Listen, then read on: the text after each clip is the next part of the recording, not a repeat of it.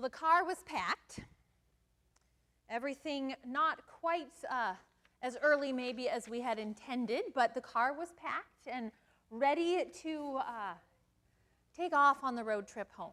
We had 13 and a half hours, according to Google, and we were prepared. We had the food packed. We had the audiobooks for the adults, the audiobooks for the children, the things we thought maybe we could agree on. We had everybody's water bottles strategically placed, everybody's reading materials strategically placed. All of those things were in order, and off we go. Our nearest family is 12 hours away, so we've done this a few times. We know the drill. And the best part is I have this wonderful new phone mount, and it's got a magnet, and I go, and there it is. The phone sits on the dashboard, and it solves all our problems for us. It has a little dot on the map to show you where you're at. The map lady, she talks to you, so you don't have to be looking for exit 37D. You just keep going until she says, in a quarter of a mile, get over into the right lane, and you just follow the instructions, and it will be no problem. You can find your favorite food that you cannot get in Indiana just exactly one stop off of the highway right when you need it.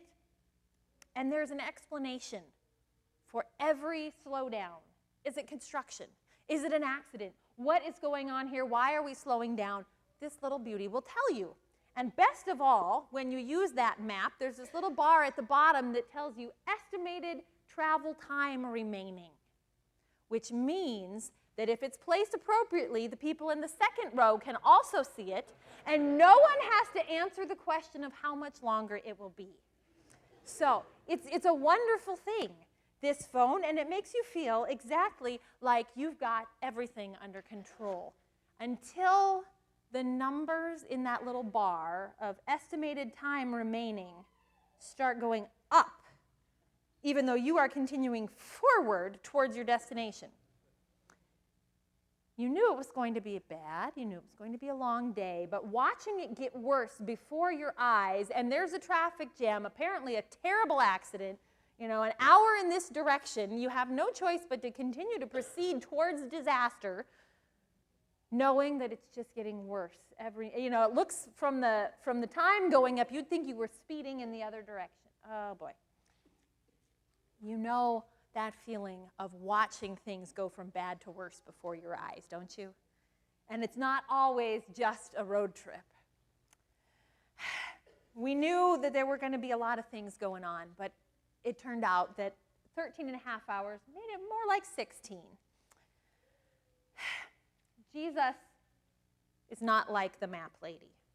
And this is something we have to mention every time we hear these stories that talk about the end, that talk about what the disciples can expect and anticipate. We want to use Jesus and the Bible like the map lady who can just tell us what turn to take off so that we can avoid all the trouble and safely get raptured up to heaven without any of the difficulties. Rapture, by the way, that's not a thing. And if you want to talk about it, come talk to me. It's something someone spent too much time by himself reading the Bible instead of with a community 200 years ago. So 2,000 years worth of church history says that's not a thing. Don't freak out. But 200 years ago, we decided we might. So that is not what this passage is about. This passage it has this apocalyptic tone, and we use that word to talk about the end times. We use it about the book of Revelation. But that's really what apocalypse means. It means revealing. It doesn't mean terrible end of the world, everybody freak out now. It means this is going to make it clear exactly how things are, pulling back the curtain. It's not about secret information. It's not a path through the tribulation that if you just put your feet in the right place, Jesus is going to make sure that your boxes are all checked. Apocalyptic literature like this is a way of saying it's time to tell the truth. It's time to tell the truth about where our hopes have been and how that is going to disappoint us. It's time to tell the truth about the lies the world tells us about what power and justice and security are, and how none of those really work. So the first part of what Jesus is doing is telling the truth to his disciples. And he's telling this, he's talking to his disciples here as they are walking out of the temple. In the story of Jesus, we are at the end. Here at the beginning of the year, we start at the end of Jesus' story. And he is walking out of the temple in Jerusalem, and he knows that within a week, it's all going south, rapidly. Right? And so he's walking out of the temple with his disciples, and just a few verses before what we heard, the disciples say, wow, Jesus, they built this with really big rocks. They're enormous. It's amazing. Isn't this the most incredible thing? Temple sat on a hill covered in marble, this symbol of faith and of power in the middle of the town. Everyone could see it. And Jesus says, yeah, about that. These stones are not as solid as you think they are.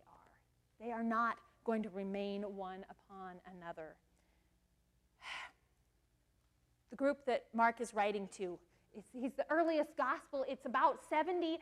This center of power and of life, really, in the community in Jerusalem is about, either has just or is about to be leveled. Rome's going to come in and do the most awful things that you can think of in your holy space and knock it all down to teach you a lesson.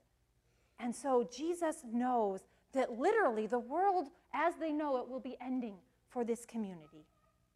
But he's also talking to the disciples in particular as he's walking to the cross, and their world is going to be ending, not in the 70 years, but in a week. Jesus knows that he is not the Messiah who is going to come and overthrow Rome and make everything wonderful again, and it's all going to be banquets and trumpets. Jesus knows that he is going to confront the powers of this world and going to reveal them for what they are, and he knows that he's going to be killed for it. And he knows the disciples are going to cut and run. He knows that they're going to feel like the rug has been ripped out from underneath them. They are going to wonder where on earth God is in the midst of all of this. Is God anywhere? So he knows that their world is ending. And we know a thing or two about worlds ending, don't we?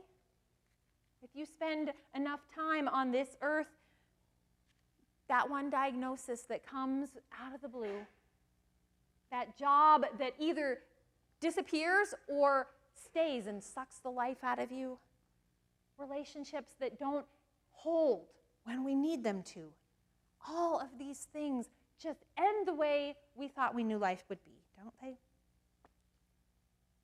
Listening to the news these days feels like that might be the case. I wrote as I was preparing for this sermon in my notes, I am so angry. I was surprised when I wrote that, but it's true. I am so angry. I have to turn off the news. I have to turn off the news so that I will stop getting angry about steel mills that think that they can dump stuff in the water that our children swim in and then ask government agencies to please just be quiet about it. Or communities that have housing developments for low-income people in the middle of lead-contaminated soil to know for a long time and not do anything. That when we as a community talk about how we are going to govern ourselves and our national conversation, it talks an awful lot about business, and it talks about the middle class, and it talks about the wealthy, and I don't hear the word poor. I don't hear the word struggle. I don't hear the word neighbor at all. And last service, I was so flustered with all of that, I forgot the other things I'm mad about, like the fact that we hear that this famous person and that famous person and that guy I looked up to have all done the same thing. And the truth is that power and entitlement afflict us in ways that we had no idea about, or we had an idea about but weren't allowed to say. So many different ways it feels like the rug is getting pulled out from underneath us. And here's the thing, as Jesus talks to his disciples about their world ending, Jesus' world is ending. Jesus is going to the cross. He knows. He knows what is coming. We don't know that he has it all worked out beautifully the way that the Jesus of the Gospel of John does, but Jesus knows that there is only one direction that this is headed, and it's from bad to worse. And Jesus says, when you see these things taking place, you know that he is near at the very gates. Heaven and earth will pass away, but my words will not. Jesus is going to the cross, and he says, that's where God shows up. Jesus is going to the cross with this confidence that as his world ends, that is where and when God is right at hand. And boy, howdy, if that is what Jesus has, when he says that that's there for us, I can believe it.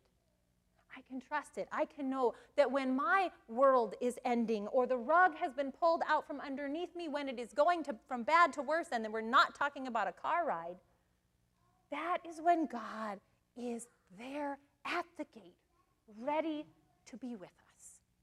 And that's really what we're waiting for at Christmas, isn't it? That's the story we're waiting to hear that is so precious to us, is when things were going from bad to worse, in an occupied community, there came God to be with us in this little baby that makes no sense whatsoever.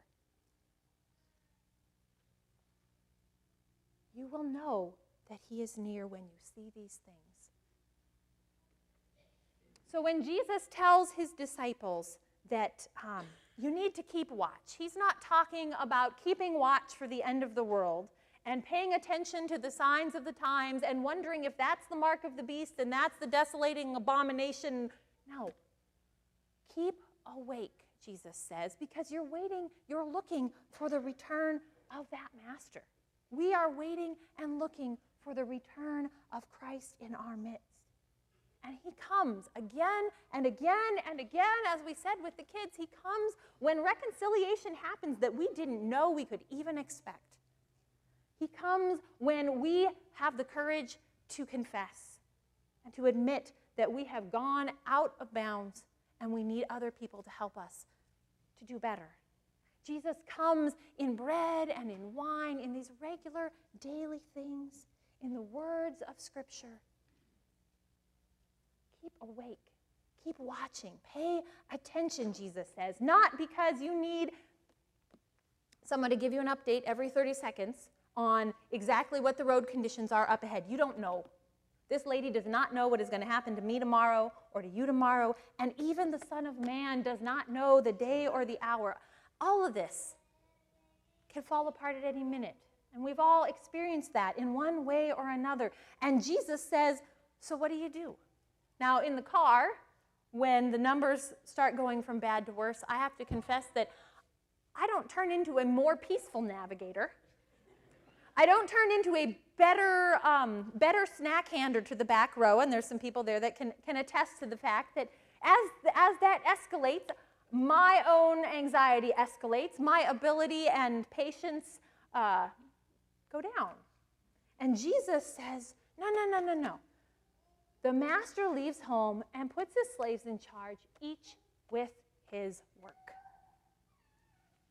There's a calling that Jesus has given his disciples in all the time that he's had with them, which is to love your neighbor, to do the work that Jesus is doing of healing and restoration and telling the truth about the powers that claim things that are absolutely not true in our lives, and to just keep going.